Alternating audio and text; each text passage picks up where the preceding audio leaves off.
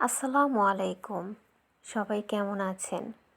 আমি আল্লাহর অশেষ রহমতে ভালো আছি। আশা করি আপনারা সবাই ভালো আছেন। চলে এলাম নতুন দিনের আরও একটি ভিডিও নিয়ে। সকালবেলা জানালা খুললেই আমার বিছানার উপরে রোদ পড়ে।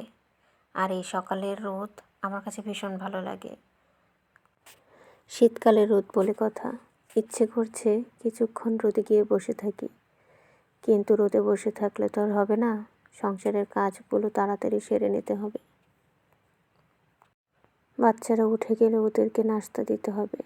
এই জন্য আমি ওরা ওঠার আগে এই রুমটাকে গুছিয়ে নিচ্ছি। বিছানার উপর কয়েকটা কাপড় চোপড় ছিল, এগুলো আমার ছেলের। ও কাপড় চোপড় পাল্টালে বিছানার উপর রেখে দেয়, এটা ওর বদভ্যাস। তো যাই হোক, এগুলো আমি ভাঁজ করে তারপর বিছানাটাকে ভালো করে টান টান করে ঝেড়ে নিলাম। নিয়ে এবার আমি ওয়ার্ড্রোবের উপরে একটু ঝেড়ে নেব।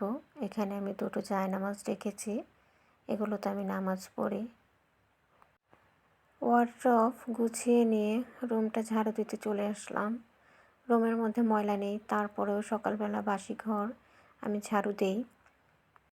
ছোটোবেলা থেকেই শুনে এসেছি বাসি ঘর ঝাড়ু দিতে হয়, আর এখন অভ্যাসে পরিণত হয়ে গেছে। যাই হোক, এই যে আমার রুমটা গুছিয়ে নেওয়ার পর কেমন দেখাচ্ছে সবাই জানাবেন। আমার ঘরে কিছু গাছ রেখেছি, এগুলো হচ্ছে মানি প্লান্ট, স্পাইডার প্লান্ট। গাছগুলোকে আমি পানি দিয়ে দিচ্ছি সকালবেলায়। এগুলোতে পানি স্প্রে করলে গাছটা সারাদিন সতেজ থাকে, দেখতেও খুব ভালো লাগে।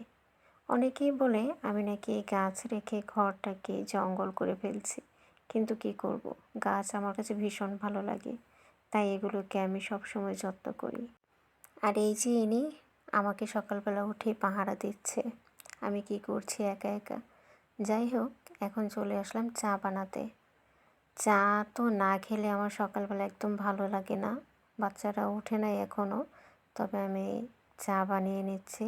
আমি আগেই নাস্তা করে ফেলি, ওরা উঠলে তারপর ওদের দেব।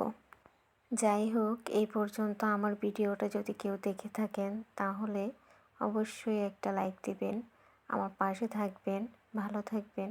আল্লাহ হাফেজ।